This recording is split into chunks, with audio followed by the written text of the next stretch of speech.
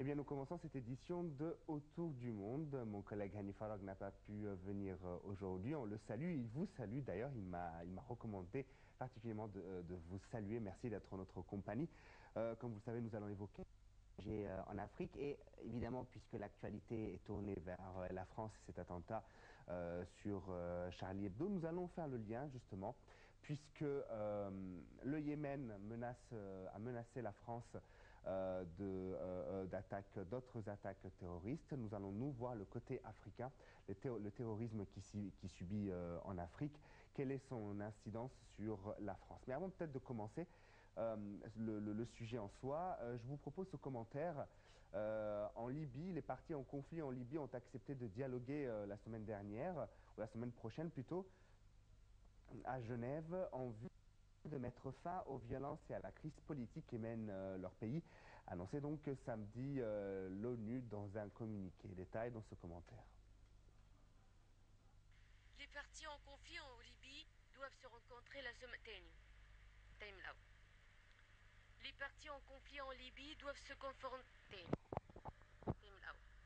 Les partis en conflit en Libye doivent se rencontrer la semaine prochaine à Genève sous l'égide de l'ONU en vue de mettre fin aux violences et à la crise politique, mais l'issue de ce dialogue semble très incertaine vu l'ampleur. Après la chute du dirigeant Muammar Kadhafi en octobre 2011, la Libye s'est lentement enfoncée dans le chaos avec la montée en puissance des milices d'ex-rebelles qui font aujourd'hui la loi. La situation s'est aggravée ces derniers mois avec deux gouvernements et deux parlements parallèles faisant craindre une guerre ouverte alors que Tripoli et Benghazi à l'est du pays sont tombés sous le contrôle de milices. Les partis libyennes ont accepté de tenir un nouveau ronde de dialogue politique avec l'objectif de mettre fin à la crise politique et sécuritaire dans le pays, annoncé samedi la mission de l'ONU en Libye, MISNUL.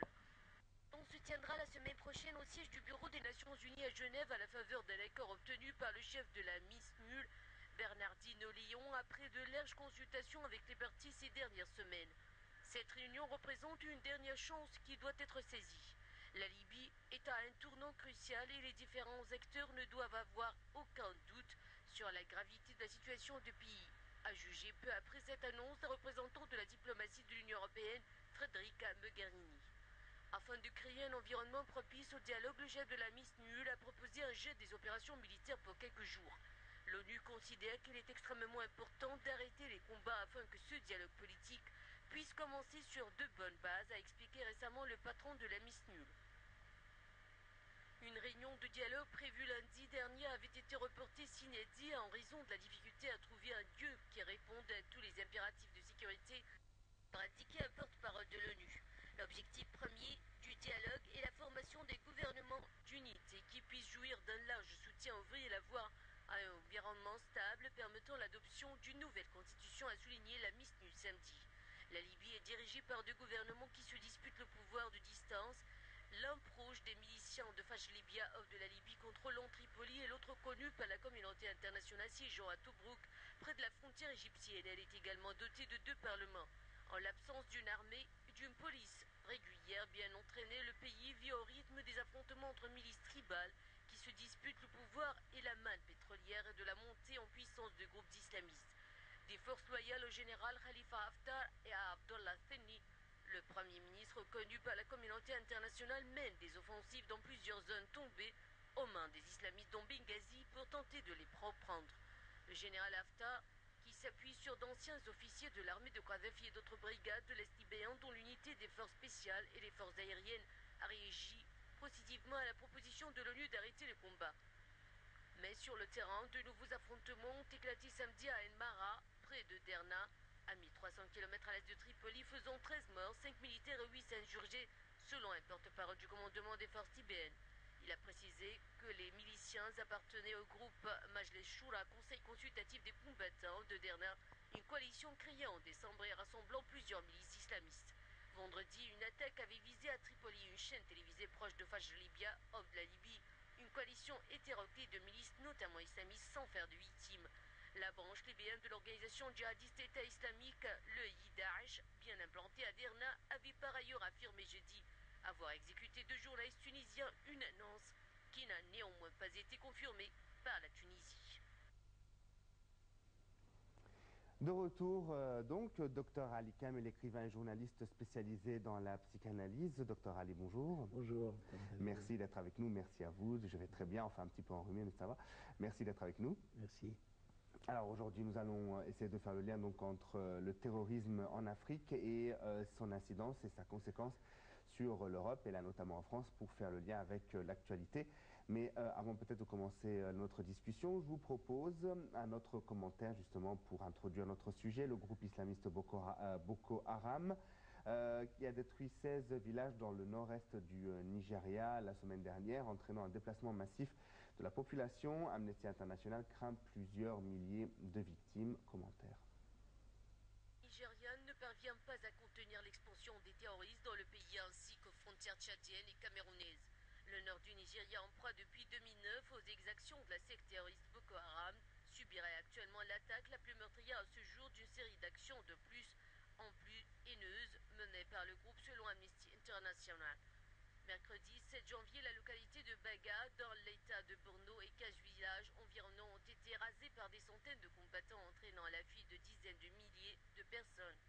Des sources non confirmées d'Amnesty faisaient état dimanche en janvier de plusieurs centaines de victimes, peut-être 2000, parmi lesquelles une majorité de femmes, d'enfants et de vieillards qui n'auraient pas eu le temps de prendre la fuite. Dans un communiqué publié samedi, le porte-parole du ministère de la Défense a appelé à une coopération internationale face à cette offensive. L'armée nigériane est régulièrement critiquée pour son incapacité à contenir l'avancée des terroristes qui poussent dorénavant leur marche au nord et à l'est vers le Tchad, où 7300 Nigérians se sont réfugiés selon l'Agence des Nations Unies pour les réfugiés, et le Cameroun. Dans une vidéo postée sur YouTube le 5 janvier, Aboubakar Sheko, le chef de Boko Haram, avait ouvertement menacé le président camerounais Paul Biya. Si tu ne mets pas fin à ton plan maléfique, tu vas avoir le même sort que le Nigeria, menace-t-il. Le Cameroun participe en effet aux attaques militaires contre le groupe djihadiste.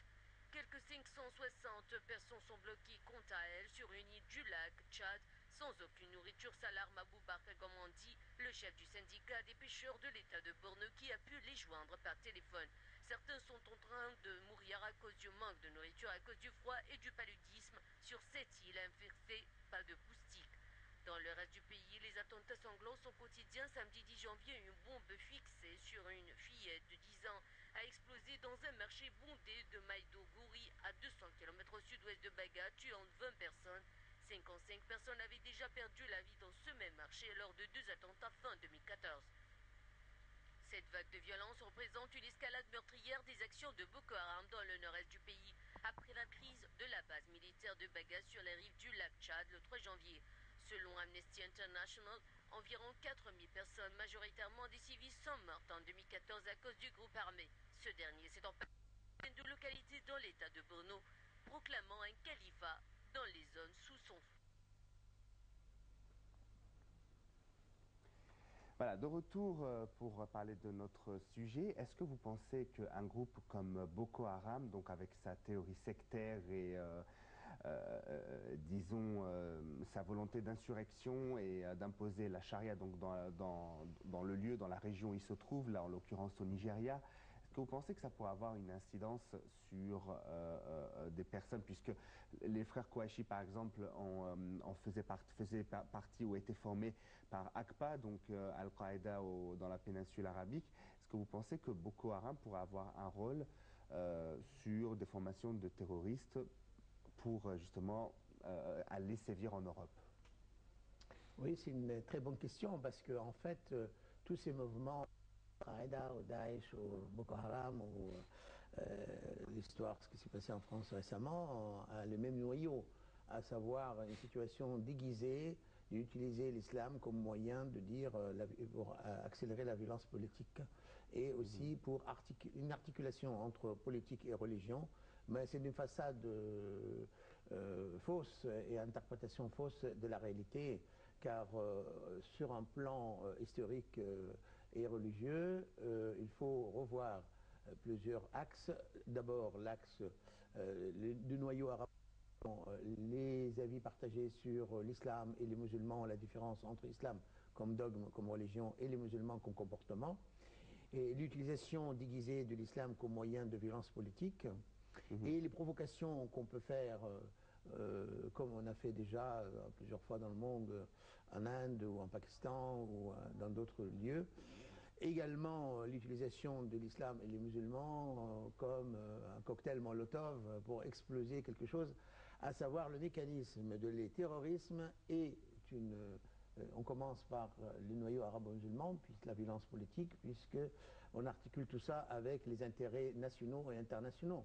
Et il faut voir que maintenant, Nigeria, c'est plutôt anglophone ou africain, alors qu'à Paris, c'est le monde francophone et il y a aussi la théorie francophone et anglophone qui sont groupées contre le terrorisme. Donc je pense que Boko Haram, c'est des marginaux de la religion. Je ne comprends pas le lien de la langue en fait avec la formation d'extrémistes. C'est-à-dire que Al-Qaïda n'est pas forcément francophone et Daesh n'est pas forcément francophone alors qu'il a accueilli beaucoup de jeunes Français, enfin, qu'ils soient d'origine ou des franco-français comme on a pu voir les deux Bretons je crois, qui se sont convertis à l'islam et qui ont rejoint ces groupes terroristes comme Daesh. Et tout à fait, mais je crois qu'il faut faire une distinction claire entre communication et métacommunication. J'entends par là que l'interprétation qu'on fait de l'islam ou des comportements des musulmans est une garantie pour ceux qui se comportent d'une manière violente de dire l'islam c'est une religion de violence, etc. etc. Et donc, en réalité, la plupart des religions sont pacifiques, il n'y a rien à voir avec la violence, mais les mécanismes et les interprétations qu'on fait d'un texte coranique ou d'une djihad, comme on dit, a abouti à des théories fallacieuses en Afrique, et voire même à Paris récemment pour l'affaire Charlie Hebdo. Et donc, je pense qu'il faut faire le lien et l'articulation entre noyau arabo-musulman, violence politique, terrorisme, et comment articuler tout ça par rapport à l'histoire du monde et l'islam. Car il y a toujours des difficultés pour l'Occident à comprendre le problème. Et je pense que nous sommes actuellement dans une impasse d'une situation de vulnérabilité politique, une vulnérabilité psychique et vulnérabilité socioculturelle. À savoir qu'il y a quelque chose de bizarre dans le monde.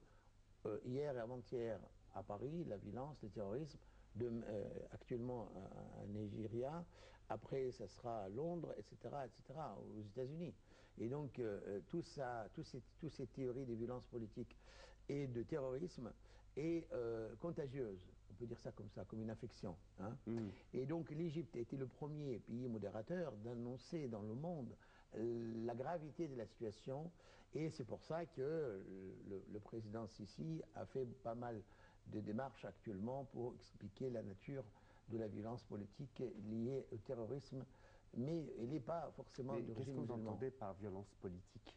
La violence politique, c'est-à-dire les intérêts des pays. Par exemple, comment expliquez-vous la présence de Netanyahou hier à Paris dans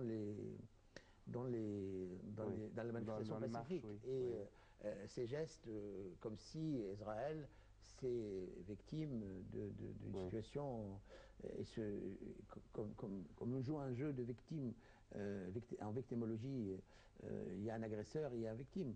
Qui est victime et qui est agresseur? Et c'est là qu'il y a un problème. Je pense qu'il faut revoir les 50 pays qui étaient représentés hier dans la démarche pacifique. Oui, c'est-à-dire en fait c'était considéré comme provocation, c'est ça? Je crois qu'il y a plusieurs théories, mais la conspiration existe. On ne peut pas dire que l'utilisation de l'islam comme un moyen de